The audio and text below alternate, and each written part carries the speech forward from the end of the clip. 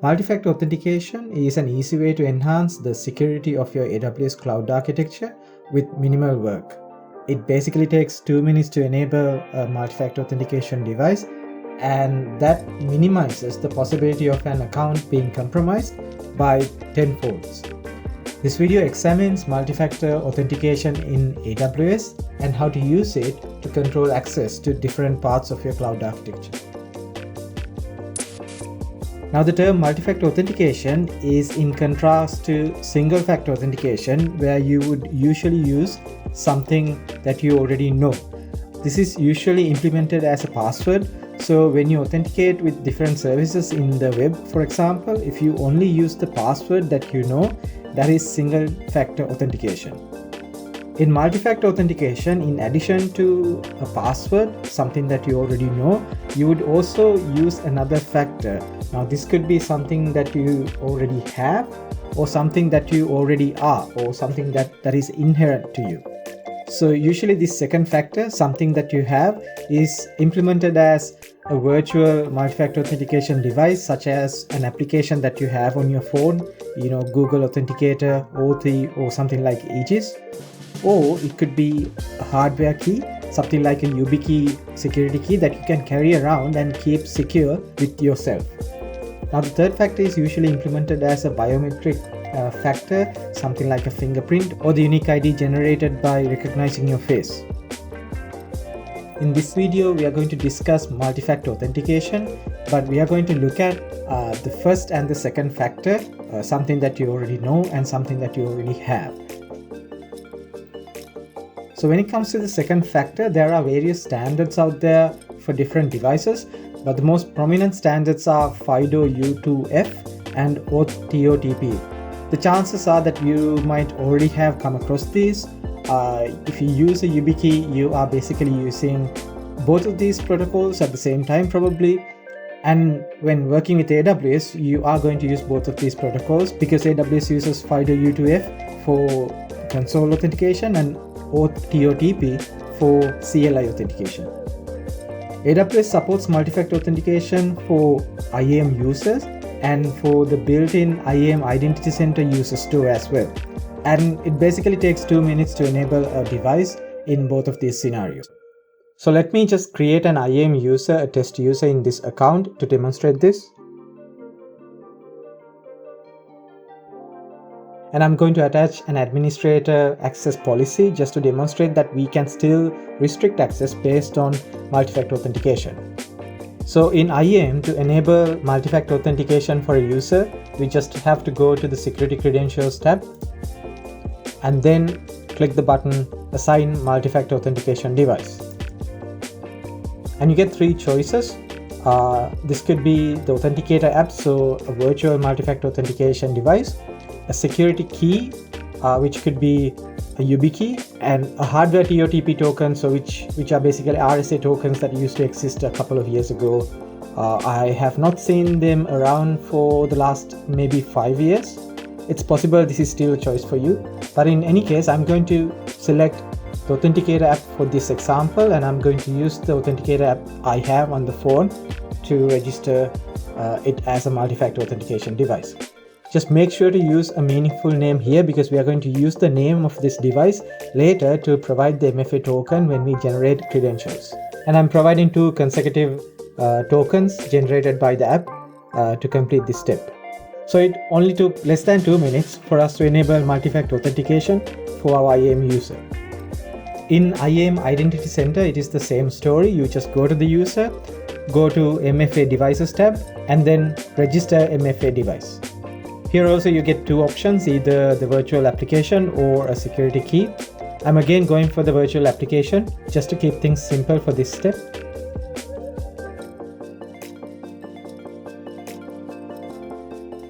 Right, so that enabled an MFA device for the IAM Identity Center user that I have for this organization. Now you can have more than one multi-factor authentication device. It doesn't have to be a single device. Now let's say instead of a virtual app, you have a YubiKey key that supports FIDO U2F and OTOTP. Now as far as I know, all YubiKey devices support FIDO U2F, but only a subset of those devices support OTP. So just make sure the key you're using supports both of these protocols. I usually like to use YubiKeys because they are easy to manage and they're basically easy to authenticate rather than just going through that cycle to unlock the phone, unlock the application into the phone, and just going through the list of tokens that you have. But on the other hand, they do cost a little bit to buy, but I feel that cost is somewhat justifiable when it comes to the convenience and the security you'd rather get. Also, when you get YubiKeys, just make sure to buy them in pairs, because it is recommended to have a backup YubiKey. In case you lose the first one, you can still use the backup YubiKey to get into the services you have. Now with YubiKeys, the process is the same. In IAM, you go to security credentials and register a new MFA device. And this time, instead of Authenticator app, you select security key. I'm going to give a meaningful name and then connect your key to your machine. And that's basically it. You have registered a YubiKey as another MFA device. Repeat this for the backup YubiKey as well. Now that multi-factor authentication is enabled, whenever you log into AWS through the web console, you'd get prompted to add the token you have on your application in your phone, or basically authenticate using the YubiKey. This basically secures the console access for that user. But what about the API calls? Now we enabled multi-factor authentication, but to access the API, you don't really have to provide the token.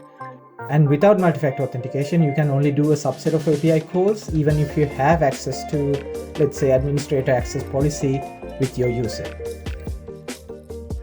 Usually, when you access AWS API through the CLI or through an API call, you'd usually use long-term or temporary credentials that you generated through AWS IAM or through AWS STS, the security token service. Now these credentials will not have multi-factor authentication details attached, so your usual AWS API calls are not multi-factor authenticated. You can confirm this by looking at the session context details in a CloudTrail event for an API call you make without multi-factor authentication.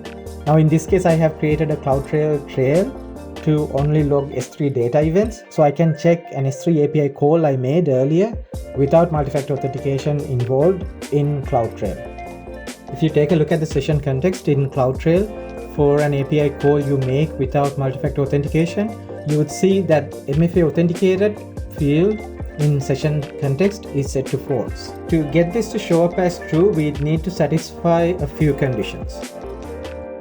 First, we'd need to use temporary credentials. Now, long-term credentials, the credentials that you generate in AWS IAM, they will not have multi-factor authentication details attached to them because they don't expire. They are long-term by nature.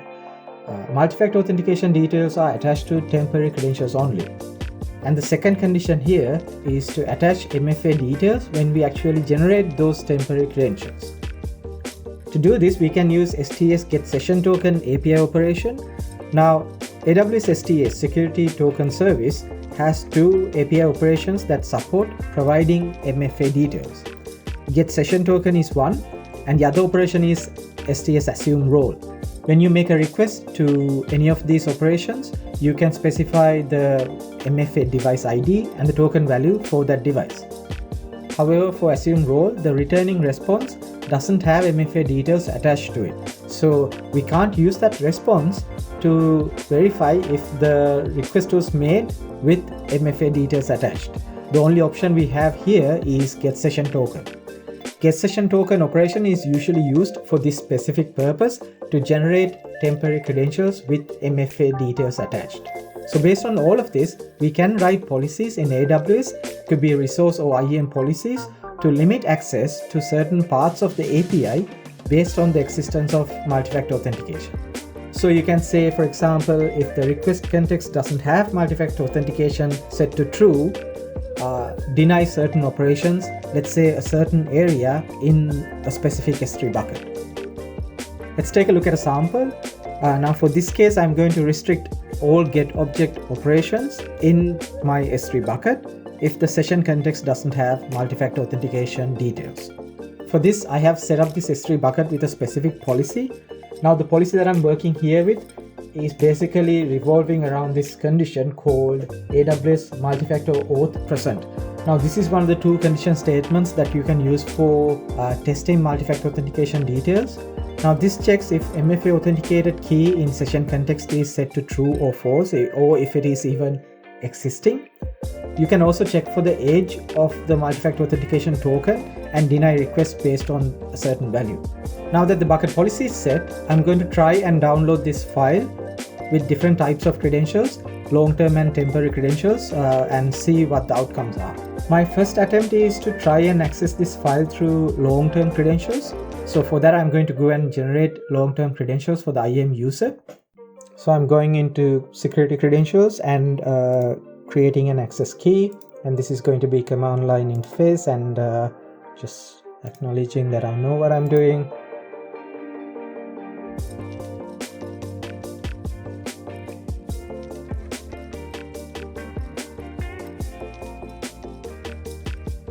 I'm going to use these credentials to open a session.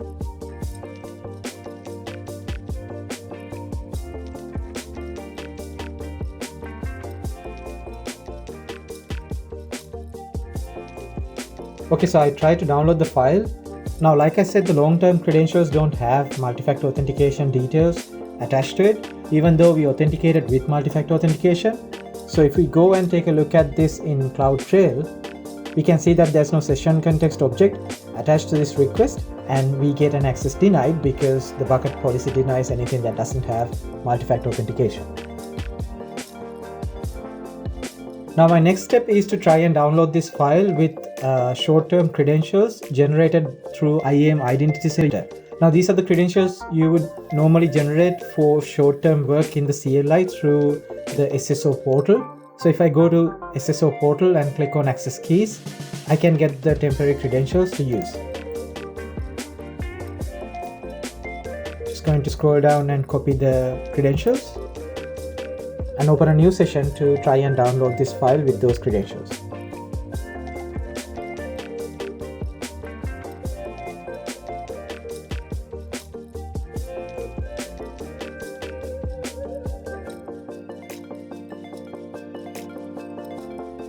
Now we got an access denied again, and this is expected.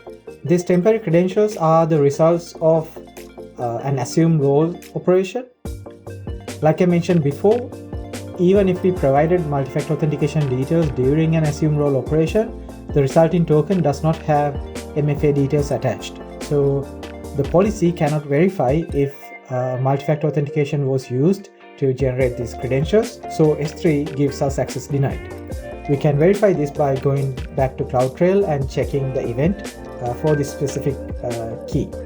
Right, so after a while we can see the event in CloudTrail. So if we go into this event, the first thing we can see is that there is a session context in this request, but multi-factor authenticated key is set to false. Now remember, we have a multi-factor authentication device registered to this SSO user, and we provided that token when we logged into AWS IAM Identity Center, but still these short-term credentials are a result of assume role operation. So even if you provided multi-factor authentication details, the session context will not have that embedded. So the result here is also access denied because the policy can't verify if multi-factor authentication details were provided or not. Now the next step for me is to try and generate temporary credentials, but this time try and provide MFA details when I generate those credentials. Now for this, I'm going to use getSessionToken. Usually you can use getSessionToken to generate credentials without multi-factor authentication, even if your user has an MFA device registered. The only difference is the results returned by getSessionToken will not have MFA attached. So a policy like the bucket policy that I have attached will fail when a request is made with credentials of that response. So I'm going to go back to the session with long-term credentials, and I'm going to issue getSessionToken command, and I'm going to use two options, serial number and token code, to specify the multi-factor authentication details. For serial number, I have to specify the MFA device serial that was generated when I registered the MFA device. So I'm going to go back to my IAM user, and I'm going to copy the identifier for the phone application that I registered. Just make sure to specify this within double quotes because of the special characters in this ARN, and then I'm going to specify the token that I can see on my phone application. Right, so that gives me temporary credentials to use with multi-factor authentication details attached. So I'm going to use this in a new session.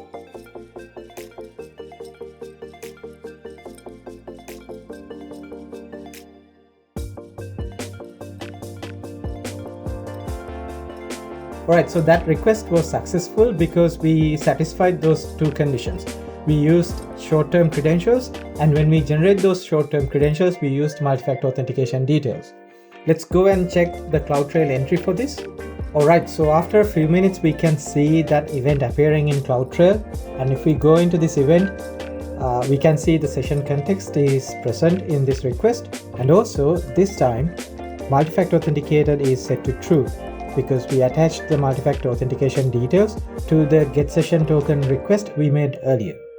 And because of that, the policy was able to verify that multi-factor authentication details are present, and it allowed us to download the file.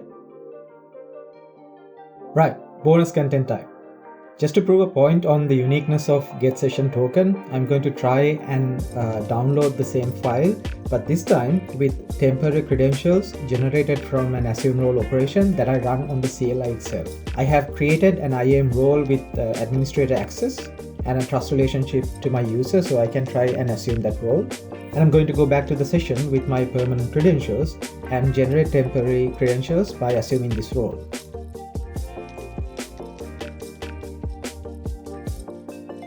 And I'm going to provide the same MFA details that I did when I ran the get session token command.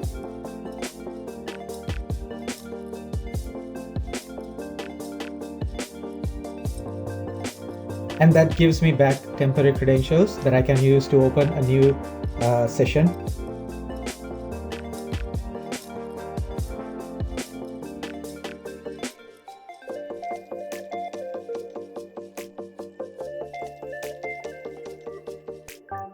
And this time again, we get an access denied response. And if we go to CloudTrail and check the event, we can see that even though we provided MFA details when we generated these temporary credentials, that fact is not present in the session context. MFA authenticated is set to false. Alright, so that was a brief look at how to enable multi-factor authentication in AWS and how to use multi-factor authentication to restrict access to certain parts of your cloud architecture. Now I used the virtual MFA device in this demonstration during the get session token request, but in the next video I'm going to show how to use YubiKeys and generate auth TOTP tokens to get the same result. If this was interesting to you, please hit the like button. If you haven't subscribed already, please go ahead and subscribe. I'll be making more videos on similar topics in the future.